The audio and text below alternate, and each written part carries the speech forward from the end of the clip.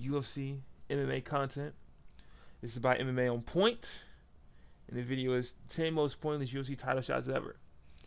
You know, recently a lot of people have been saying people be getting fights for no reason, like Stipe, which I disagree. I disagree on the Stipe point. He was guaranteed to fight a title shot, and then John got hurt, so he was gonna have to get that fight. But you know, tease down. But we'll see 10 other ones where people think it was pointless.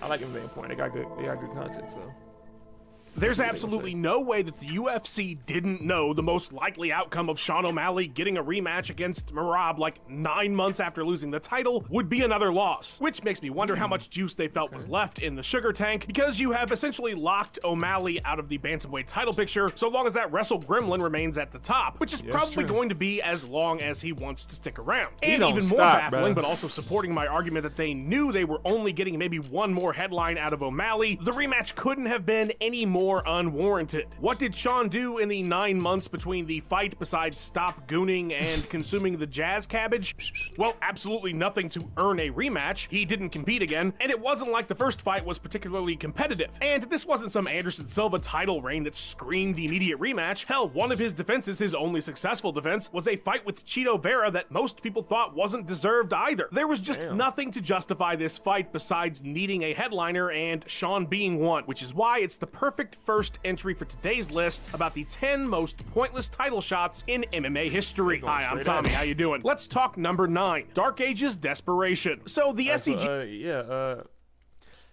I guess I get why Sean got the instant rematch. Usually with champions, they usually get rematches every time they lose. You know, but especially like if you're a big draw and you lose your fight, you're gonna get the rematch.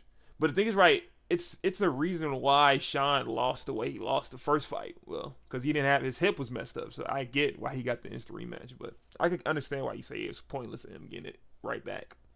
UFC was pretty much on a slow march to the grave starting in 1997 due to the US bans on the sport, and by UFC 29 they were in the coffin and the very last of the dirt was being poured on top. They would literally sell the promotion weeks later to Dana and friends because they were flat out broke, and the final fight in SEG UFC history would be one that was ultimately pointless and a remnant of the promotion's attempt to stay alive. During the dark times, SEG tried to create a sort of second arm called UFCJ that would see events run locally in Japan and often highlight Japanese talent in hopes to gain a foothold in a hot MMA market. Ultimately, the program wouldn't work, of course, but SEG's last gasp would be a product of that shift. UFC 29 would take place in Tokyo and was headlined by Tito Ortiz defending his title against local hero Yuki Kondo. Now, Kondo wasn't a bad opponent necessarily. He had legit bona fides from his time in Pancrase, but the 2-minute bout would ultimately prove a meaningless end for the SEG version of the UFC, and more so, it would be the end of the UFC's attempts at penetrating the Japanese market until a whole 12 years later when they finally returned. Kondo didn't stick around either. After losing to the janitor that next year, he would never compete in the UFC ever again. He would go on to compete forever though. He fought last November and has had at least one fight every year since 1996. So the lesson here is that his fight with Ortiz was meaningless and Kondo is a vampire. Ortiz would have another unjustifiable title defense during that run against Ken Shamrock, but considering how important that event was to the Zuffa UFC's survival, it's only getting a passing mention. Number 8. That's crazy. Unc said, I ain't done. He said, I'm gonna fight every year.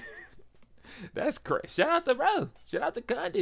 The Dilla shoulder fight. We didn't have any idea how pointless this one was until after the fact, but even before TJ Dillashaw walked out for his bantamweight title challenge against Aljamain Sterling with an arm that was hanging by the mozzarella cheese of a pizza, there was plenty of reason to look at that fight and think, yeah, don't really know about that one, Chief. Like, former champion or not, you fought one time in 2.5 years. Most of that time off involuntarily because you were the CEO of EPO, and then you win a decision against Corey Sandhagen that, like, everybody thought you lost. And that's supposed to warrant a title fight? Nah, this thing already sucked. And while it was massively disappointing that he appeared to injure his shoulder immediately, essentially making his title challenge impossible to make even remotely competitive, finding out after the fact that he went into that fight even though his shoulder was popping out in camp about 20 times is insane and a disservice to the division. I couldn't throw my left arm striking wise. I was never able to like fully throw it. I was able to do some like flick jabs and things like that. You made a G today, TJ, but you made it in a sleazy way, selling bad MMA to the kids. But I guess that's the way it is. Dun-dun-dun. All right, number 7. Nah, get your corny out of here. But nah, I get it. TJ wanted that bag.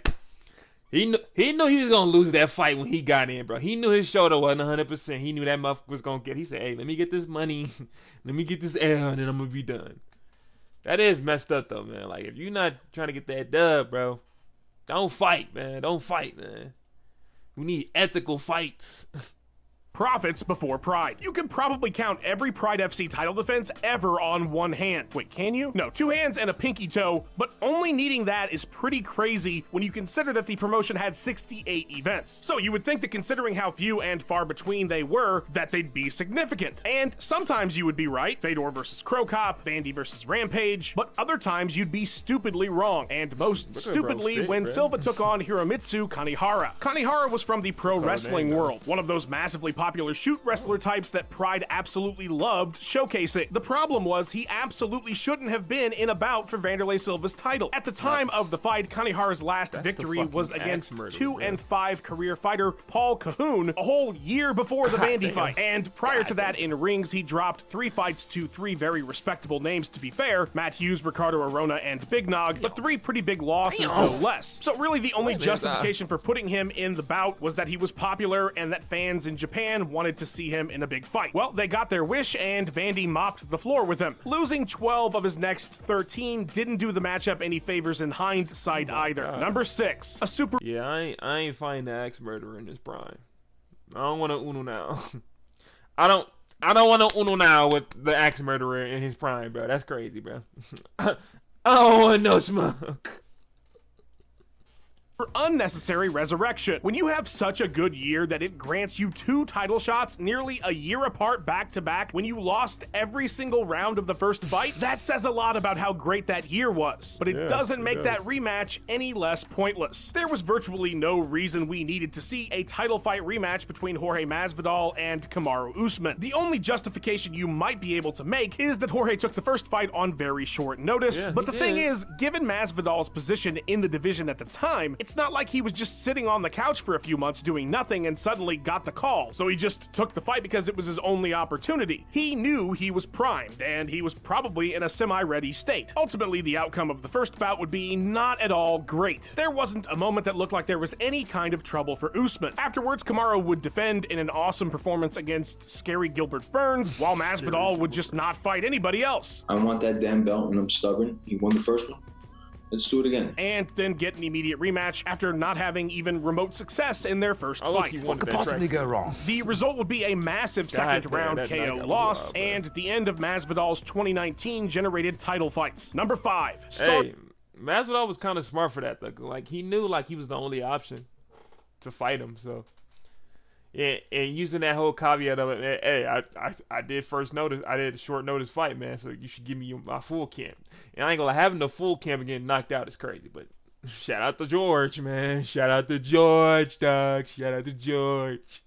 Or destroyer. Prospects in mixed martial arts are a delicate flower. You have to nourish them just right or they won't bloom. And if you throw them into a wood chipper, well, then I mean that's just on you. How could you have not known that that was a bad idea? Darren Till really had no business fighting Tyron Woodley when he did. Was he an up-and-coming talent with a lot of regional potential? No question about it. Those 2 fight night main events he had were very exciting, but I don't know too many people who actually thought he deserved the judge's nod in that Thompson fight. And he missed weight on top of it. It just really wasn't the right time. Was he building momentum? Sure, but he didn't have enough. And it wasn't like there wasn't a clear contender. There was. Colby Covington, interim champion. But the UFC needed that date those 2 fought on filled, and so they rushed Till into a fight he was not ready for. He got crushed, which was pointless, but even more so, really stifled all his momentum and confidence. It set his career back massively, making this one doubly pointless. It kills me that there was a man better than me in the octagon, and that was tonight. Tyron was better.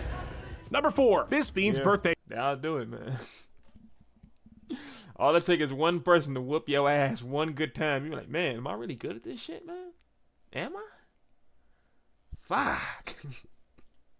present. Dana loves him some early tough guys. They're his boys. They helped build the promotion, and he must absolutely adore Michael Bisping, because when he unbelievably earned middleweight gold against Luke Rockhold with probably the greatest short notice win of all time, the UFC did everything they could to put Bisping in fights that were somehow entirely irrelevant. Months after winning, Mike suggested fighting his old nemesis Dan Henderson as his first title defense on a UFC card that was to be held in Manchester, the Count's hometown. It's a fight that the fans want, doing it in Manchester, England. On paper, sounds amazing. The two had a very memorable rivalry coaching tough together, which culminated in one of the all-time great blow-off fights in UFC history, where Hendo did the thing. Awesome. A rematch sounds absolutely perfect if it happened in like 2011. But this was 5 years later, and things were vastly different in the division. For one, Bisping was champion, but more importantly, Hendo was number 13 at middleweight and had lost 6 of his last 9 fights. But on the night that Mike won the title, Dan had an inexplicably awesome KO on Hector Lombard, and the UFC was like, you know what, nobody wants to see this cadre of killers we have lined up at the top of the division competing for gold like Yoel Romero or Robert Whittaker. Let's just do what Bisping wants to do. The pointless fight turned out to be a great bout, but it didn't make it any more significant because it just wasn't. Luckily afterwards, Bisping fought those top contenders and made things right. Oh wait, no he didn't. He waited a whole year and then fought GSP because Dana loves him some Michael Bisping. Number 3, somehow Covington has returned. Colby, he might love another guy too, if you know what I know. Being discussed in 2 different entries? I guess pointless. Also, fuck Kobe Covington. You fake piece of shit. You do all that talking, all that Trump dick sucking just to fucking lose when it's most important. You's trash, gang. You're trash, bro. This just follows him wherever he goes. I joke, of course. Don't get upset, nerds and virgins. So the Kolbster had an absolutely justified and legitimate claim to a title challenge in 2018. He did the problem is that somehow carried over into 2023. Yeah, make that make any damn sense. Colby won interim welterweight gold, as I mentioned earlier, wrongly got the shaft for Till against Woodley, but did eventually get his chance at the gold against new champion Kamaru Usman. He put up one hell of an effort, but ultimately fell short. 9 months later, he would settle that Woodley score, but it was late-stage Woodley. Still, the UFC would get him a title fight rematch against Usman for his efforts, and he would again come up short. A few months later, he settled his longtime beef. Man, this guy has beef with everybody, with teammate Jorge Masvidal, who by March of 2022 was very much not someone you earned a title challenge beating. But inexplicably, nearly 2 years later, with no activity, Covington was given a title fight with now champion Leon Edwards. Can't even see that in my head. It makes literally no sense at all, except when you realize the UFC just didn't want Bilal Muhammad fighting for the title. But hey, if he won, it could totally justify Covington's challenge. Unfortunately, Colby would have one of the worst title fight performances in the history of the sport. Number 2, Pat Miletich's whole title reign. I'm not trying to be mean here. I think there's no way to look at Pat Miletich but as a crucial pioneer in the sport of mixed martial arts. His gym was revolutionary and the pinnacle of modern US MMA training at its peak, and they produced some insanely good talent. All that said though, his welterweight title reign didn't offer him the best competition. First of all, it should be noted that he lost 3 times during his title reign. 3 during a title reign that lasted 3 years and that had 4 successful defenses. Pat Miletich unconscious. Jotaro Nakao defeats UFC champion Pat Miletich. Now, the bouts he lost were outside the UFC, but yeah, unusual that alone. He also won the title in the shorts pullingest fight in mixed martial arts history. But the level of competition he faced in his defenses is just, man, it wasn't great. And mind you, the UFC, as I mentioned near the start, they were in a bad place. Pat was a Dark Ages champion, but it doesn't make these fighters any better. Jorge Patino, great jiu-jitsu, no doubt, but cage fighting, he'd fought guys that mostly don't even have records on Tapology. Who doesn't have a Tapology record? You, watching this right now, probably have a Tapology record. And right before the fight with Miletich, he'd lost twice to Pele, who also beat Pat during this period. He should have been champ. Pat is limping around. It looks like he can't continue. Something's wrong. The fight is over. Andre Pederneiras, fantastic coach later. A single pro bout to his name when they fought. John Alessio, 20 years old at the time, he had 10 pro fights, was already 7-3 going into that fight. He'd go on to fight some decent names, but at the time he was way too green to be in there with Pat. And his final successful defense was a part of that last SEG Japan show against Kenichi Yamamoto, who had absolutely no business in there with Pat. Then Carlos Newton came back from Pride and took Miletich's title. Number 1, Old Man Log Jam. Remember when the UFC booked heavyweight champion John Jones after nearly 2 years off against 42-year-old Stipe Miocic after nearly 3 years off, coming off a loss when they already had an interim champion waiting for a title fight? And then after that, John still hasn't competed against that interim champion or anybody else, and his title reign has been over 830 plus days with just a single fight in it. Remember that? Have you heard about that? Look, I am the biggest Stipe Miocic fan in the world, okay? I literally gave him his Google overview nickname of Stone Cold. Nobody wanted to see Stipe in a title fight more than me. But even I could see that that fight with Jones, even when it was booked the first time and got delayed when John tore his pec, was just a fight that made no sense. Let's be honest. These are two old farts fighting each other. Dana and the UFC kept saying that it was this huge legacy fight, but that's like saying Hoist versus Ken 3 in Bellator was some huge legacy fight for them. No, it wasn't. It was a cash grab on legendary name value. And really, the Stipe JBJ fight was no different. It pained me to see the outcome we got in the cage, too. It was the definition of a pointless title fight, and this is the guy who fought Chael Sonnen for gold at 205 after he spent a decade 20 pounds down coming off a loss. So John is no stranger to nonsense fights, but nothing will top the UFC forcing that Stipe bout when they did under the circumstances that they did. And I didn't directly mention Tom Aspinall once in that entry. How you like them apples? And how do you like the editor of this video, Max Rand? Hey, he kind of got a point in that one. But I just think Stipe getting that fight was not as much as a bad thing because he was promised to fight in the beginning, so I feel like you just got to give him that. But Tom should be fighting John Jones, and if he doesn't fight John Jones this year, he should be stripped. So yeah, but shout out to MMA on Point. That was 10 most pointless UFC title shots ever. You need to learn a lot of good history on that one, learning more about the sport, you know. So yeah, I always love watching their videos. You learn more and more and more about the history of everything. So yeah, shout out to them.